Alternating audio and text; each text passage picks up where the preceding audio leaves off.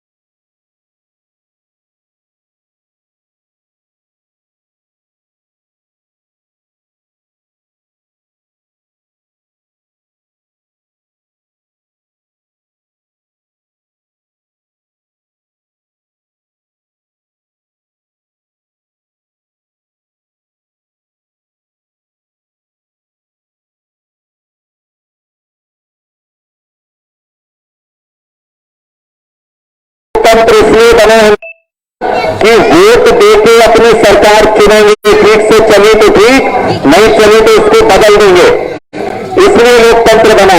लेकिन ये कहते हैं हमारी बात मानोगे तो ठीक, नहीं तो दंडे देंगे, तुमको डंडा मारेंगे तुम्हारे सिरों पर, तानाशाही से सरकार चलाना चाहते हैं।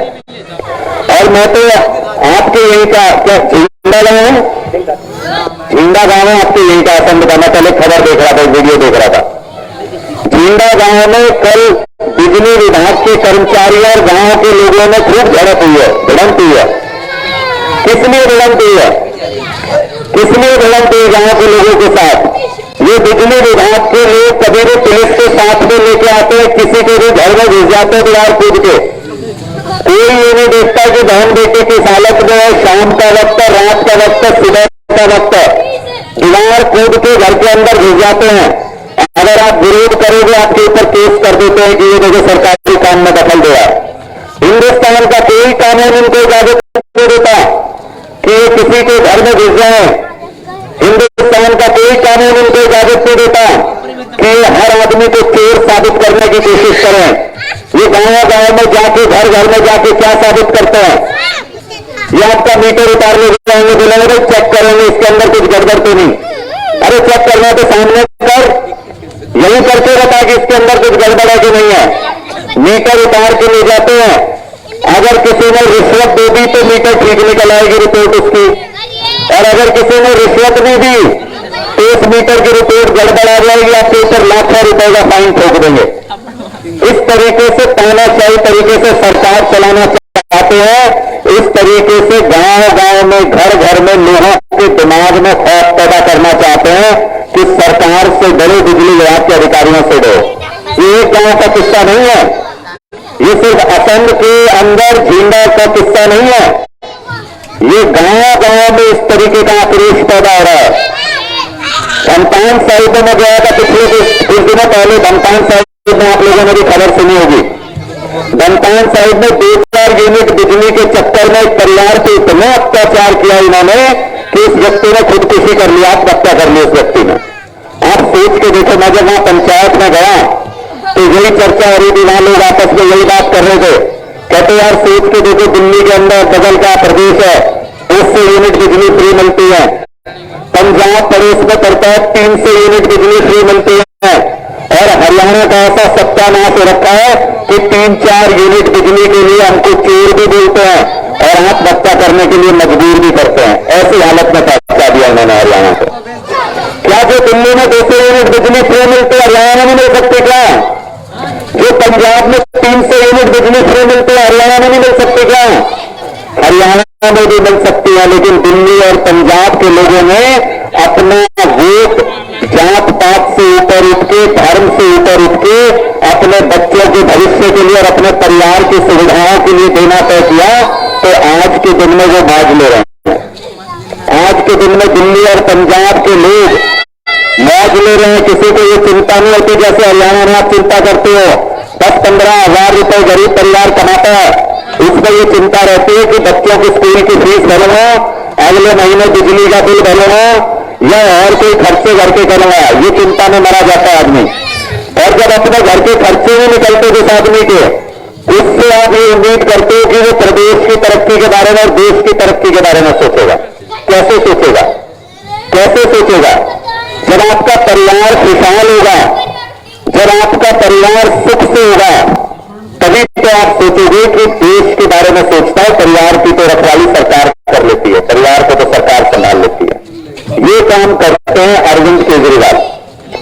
आजादी के 75 साल के इतिहास में मैं गर्व से सीना चौड़ा करके कह सकता हूं, ऐसी एक भी सरकार नहीं आई जिसने शहीदों के परिवार को 1 करोड़ रुपए की सम्मान राशि देने का काम किया। पहली सरकार है।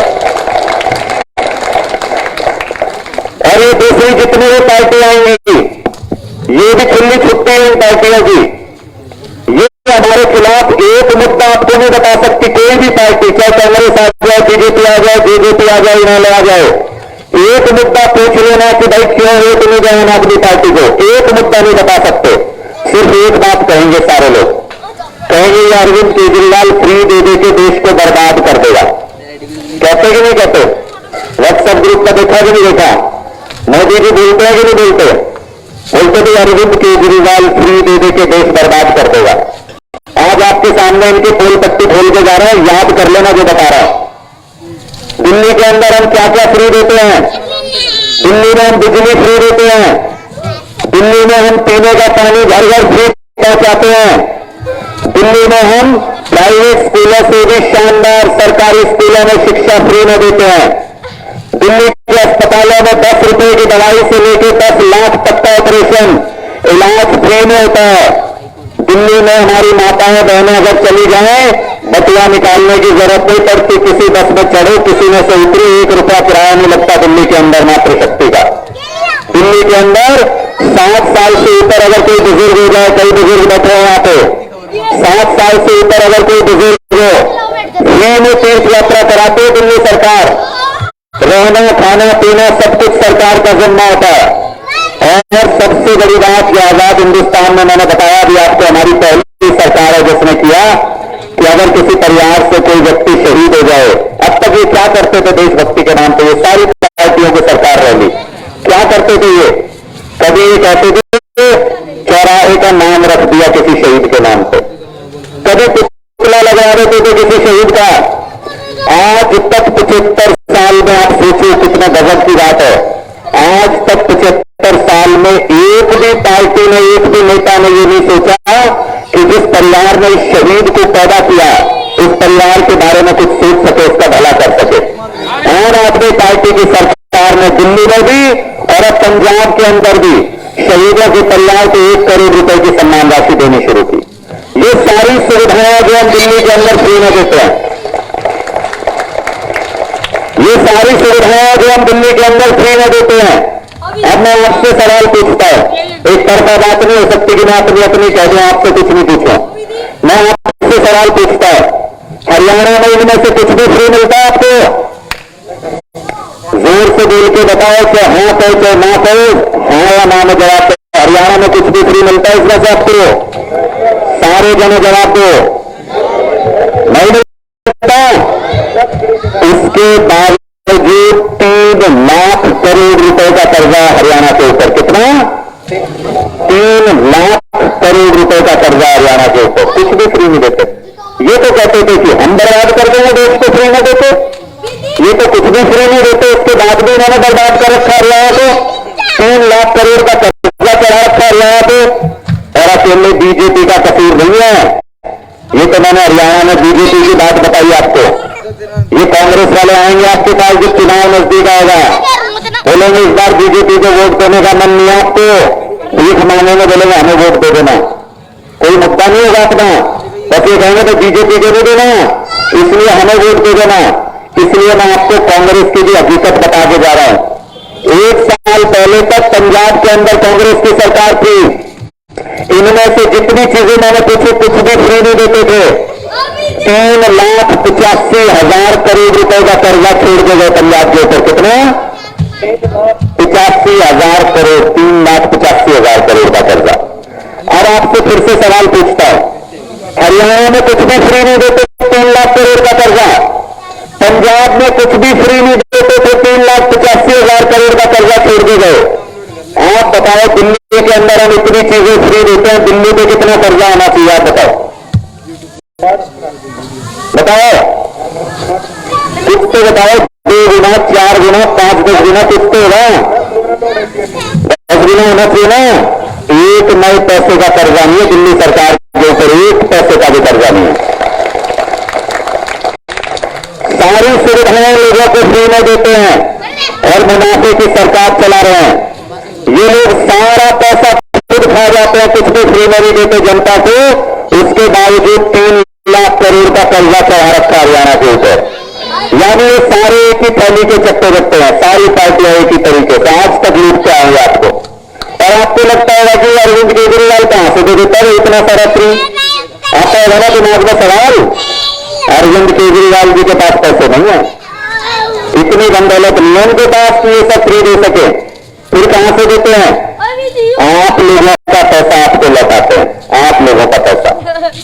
ये जो लोग आपने पकड़ रखा अपने दाऊदी, टैक्स देके खरीदा। ये जो कपड़े पहन रखे हैं इन्होंने टैक्स देके खरीदे हैं। ये जो मोबाइल आपने इनके टैक्स देके खरीदा है इन्होंने, ये चश्मे पहन रखे हैं भाई ने टैक्स देके खरीदे हैं।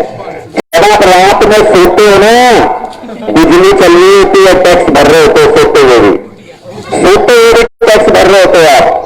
और आजाद हिंदुस्तान में ये पहली ऐसी निकम्मी सरकार आई है कि जब आप खाना खा रहे होते हो तब भी टैक्स दे रहे होते हो। 24 घंटे टैक्स भरते हैं हम लोग, 24 घंटे। और बदले में हम थोड़ा सा ये कह दें कि 10 रुपए की सुविधा लोगों को फ्री देना चाहते हैं, इनके पेट में दर्द शुरू हो जाता है बीजेपी और कांग्रेस वालों को, तुरंत शुरू हो जाता है इनके पेट में दर्द। अरविंद केजरीवाल जी कहते हैं कि जितना इनके पेट में दर्द होगा लोगों के लिए एक सुविधा और फ्री कर दूंगा, एक सुविधा और फ्री दे दूंगा लोगों को।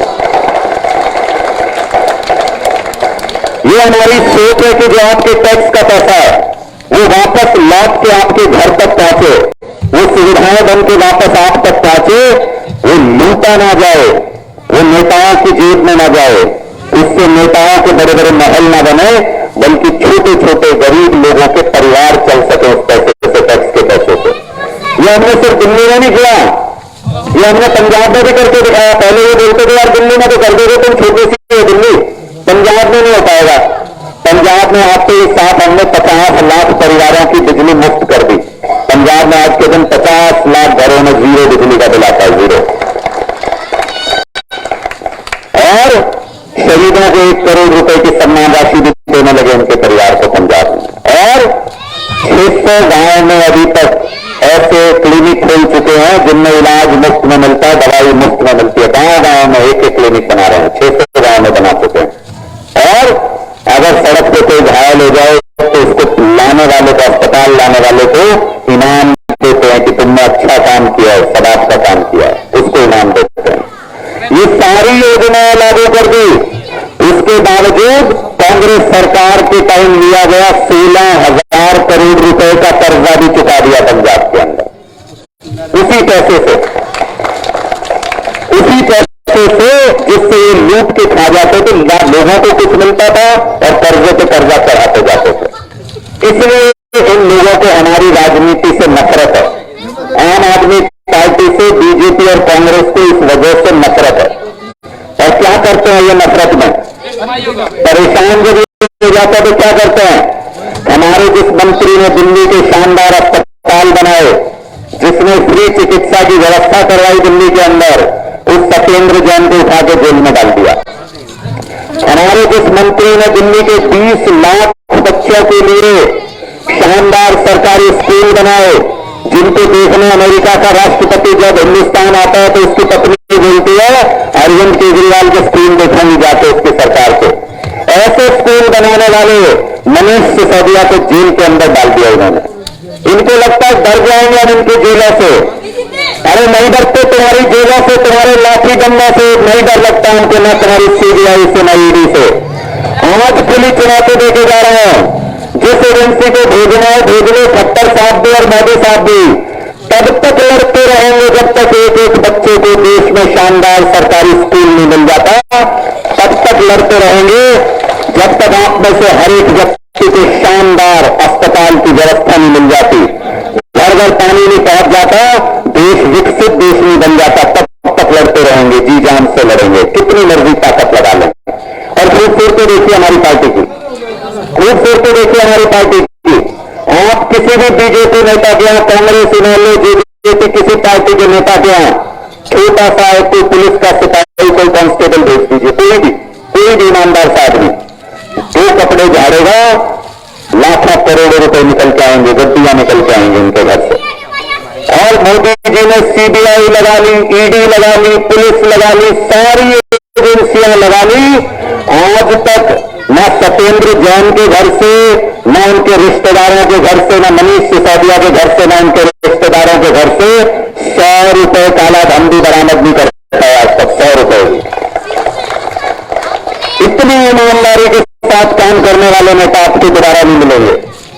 ये इनकलाब कभी कभी खड़ा होता है। अंग्रेज अपने टाइम में जो सोचते थे, अंग्रेज सोचते थे शहीद भगत सिंह जी को जेल में डाल दो, इनकलाब रुक जाएगा, आजादी नहीं मांगेंगे लोग। फिर सोचा कि फांसी चढ़ा दो तो फिर कोई आजादी नहीं मांगेगा। लेकिन इनकलाब रुका नहीं करते, इनकलाब ऐसे भी रुका करते।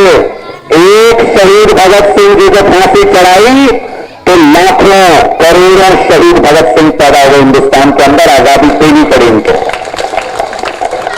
एक मनीष सिसोदिया को जेल भेजेंगे, 1000 मनीष सिसोदिया पैदा हो जाएंगे, लेकिन काम नहीं रुकने देंगे, किसी भी कीमत पे काम नहीं रुकने देंगे।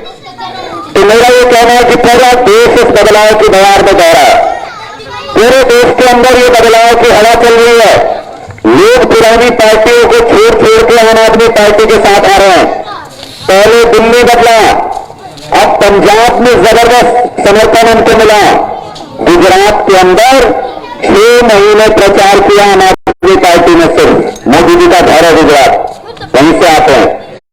बीजेपी का गढ़ है। जब हम चुनाव लड़ने जा रहे थे वहां, तो बीजेपी के कई नेता कहते थे गुजरात हमारा ऐसा किला है जिसकी दीवार से रेत तक नहीं झाड़ पाओगे तुम लोग, ऐसे बोलते थे, इतने अहंकार है। और आम आदमी पार्टी ने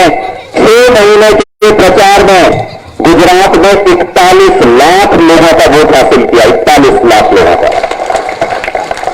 कितना होता है? 41 लाख सोच के देखना। एक नई सी पार्टी है, हमारी छोटी सी पार्टी है, पैसे नहीं है हमारे पास, इनकी तरह लूट के पैसे नहीं है। उसके बावजूद 6 महीने प्रचार करके 41 लाख वोट लिए। हरियाणा में अभी 1.5 साल पड़ा चुनाव का, 1.5 साल। वो मोदी जी का गढ़ था, ये अरविंद केजरीवाल की जन्मभूमि है। अगर इस 3 गुना समय में, यहां 6 महीने, यहां 1.5 साल, अगर इस 3 गुना समय में सिर्फ 41 लाख लोगों को भी राजी कर लिया ना हमने हरियाणा में, पूर्ण बहुमत की सरकार बनने से कोई रोक नहीं सकता किसी भी हालत में।